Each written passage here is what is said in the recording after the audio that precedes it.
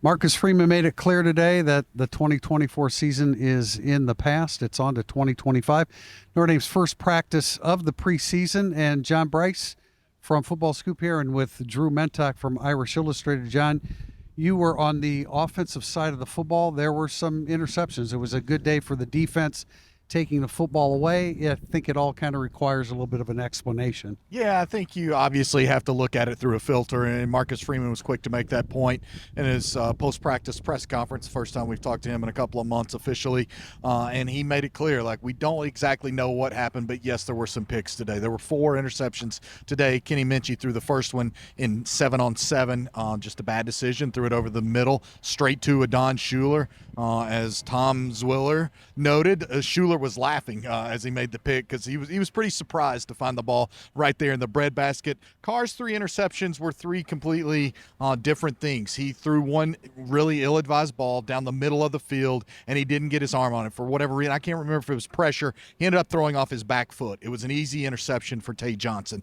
The second pick was Tay Johnson again. I think you heard about him on the Irish Illustrated podcast this week, being absolutely spectacular, making a freak play. And C.J. Carr was looking to the right and getting ready to throw into the flat. Tay Johnson had sunk down. He just drifted to his left a little bit and made a really acrobatic leaping play, soaring backwards, making the interception. Third pick, not at all on C.J. Carr. He had just had a fabulous completion, I believe, to Micah Gilbert for a long catch and run that, for the most part, looked like it might have been a touchdown. They hurried and snapped one more play. He fired toward K.K. Smith. K.K. Smith did not make the catch, bounded into the air, and the uber-confident Carson Hobbs was there to pick it off and end the opening session of Notre Dame's preseason camp 1 month from today. They will be in Miami to face the Hurricanes. Tay Johnson, we heard a lot about him during the preseason, and he showed up big today.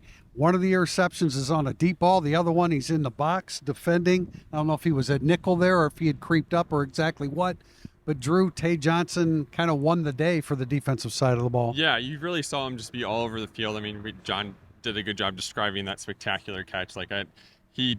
I don't know if anyone else on the field in the secondary could have gotten to that ball. It was up in the air, and he got both hands on it and came down with it cleanly. He's really impressive. He was working mostly with the second team, along with Jalen Stroman. Luke Talich was with the first team, but you really see why the coaching staff raves about him. There was also one moment, though, where I also heard Marcus Freeman scream out, Tay, stop holding. So there's still some of those growing pains that he's going through too, but you see the talents there and you see why the coaching staff is so high on him. Marcus Freeman said he's confident that he can, Tay Johnson is confident that he can be a star at receiver or at safety, and it looked like it today. I think some really good news from the injury front. We saw Jordan Botelho running some drills with the defensive line early on. Gerby Lambert was working second team right tackle, and there was a pass rush by Logan Thomas, and Lambert completely stymied him. And then Ashton Craig was working with the number one offensive line at center. So I think some really good. I don't think Botelho's close. I think Gerby Lambert probably is.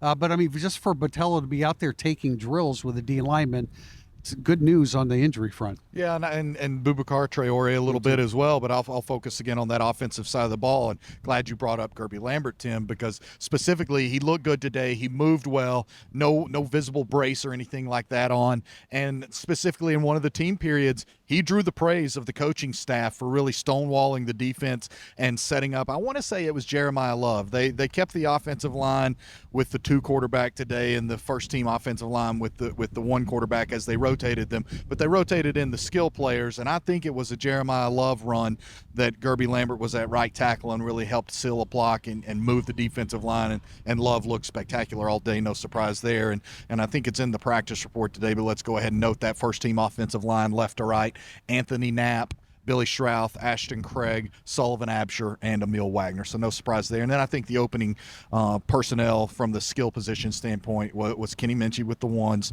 Jeremiah Love, obviously, Malachi Fields, Jaden Greathouse, Jordan Faison, and Eli Raritan. It was noted in the press conference that there are 22 defensive linemen out there for Notre Dame, and Marcus Freeman talked about the depth.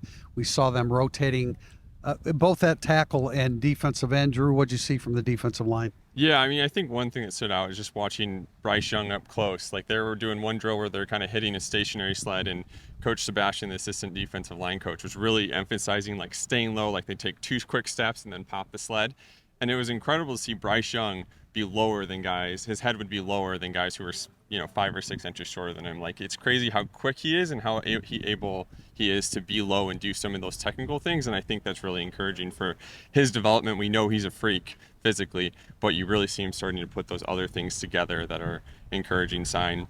Joshua Burnham also, I mean, he is listed at 260. His arms are huge. He could probably even hold up inside a little better now. I'm really impressed with just how he looked physically. And going back to Botello, he was working kind of off to the side in individual drills with Myron Tagovailoa, but then he also took some rotated in when they were hitting the sled, which I think is a good sign considering it was a pectoral injury, I believe, that if he's willing to, use some force there, that's a good sign for his progression. No live stuff for Botello, just the individual work, but it was good to see him out there. Malachi Fields, our first opportunity to see an antelope running around the football field. That's what he looked like to me. Yeah, antelope. I don't know if that's big enough. He looked more like a caribou. He was big out there, and this is noted in the practice report. We saw Malachi Fields working the screen game some. They moved him around a lot, and when they would shift him kind of to the interior to the slot spot, they did some wide screen stuff with him. And if they get the blocks out there with his frame, you could tell, like, defensive backs will turn down a lot of tackles if Malachi Field has a head of steam coming at them. Drew noted some of the size measurements, especially on Burnham. I did want to note a couple because we had that question earlier this week. TP, we didn't know. There are some updated heights and weights on the Notre Dame roster. I would note Anthony Knapp officially now listed at 300 pounds. That's the first time. CJ Carr up to 6'3", 210. That's improvement for him. Jeremiah Love, I think, at 214. Those were just a few. We'll break them down more for you. Sullivan Absher down to 327. Looked good, I thought. Did some nice things. And then real quickly on special teams, Aeneas Williams got some work at punt return. Talked to Jamie Umiyama about that. He and I both kind of liked what we saw at Aeneas Williams there. Something we'll try to keep an eye on. Place kickers today. A solid day for Burnett. Some misses, sure, but he struck the ball well. Not a good day for James Rendell punting the ball. It's day one. Yeah, I thought Eric Schmidt showed a little bit of a bang too as well. The ball really comes off his foot. Seeing Aeneas Williams back there returning punts, he kind of looks like a fullback. He's stocky back there. Jaden Greathouse, the other one there, and Dallas Golden was receiving punts as well. He's an exciting young athlete. We saw the young guy. We'll talk more about the young guys and get into that when we get into our podcast. But Drew, the linebacking core, we know it's deep and talented. Officially, Preston Zinter is a defensive end. We saw a little bit of that in the blue gold game. At the time, I didn't know whether that was an actual position switch or just them trying something with him off the edge. And so that move has been made. I'm interested. I'm going back to the defensive line here for you, Drew, but that rotation on the inside, Jared Dawson's a fascinating player for me because he's down to 288. I didn't see an updated weight. I'm not sure if that has changed, but that's a guy that they're counting on to be really quick twitch in the middle of their defensive line. Yeah, I agree, and you saw a lot of that today. He also has really long arms, like he gets really good extension and does a good job of staying low.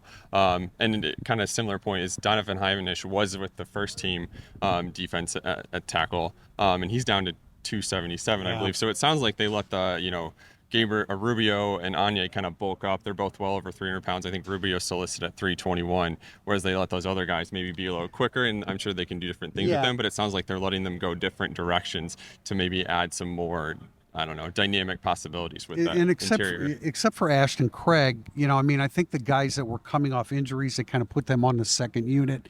You mentioned Traore.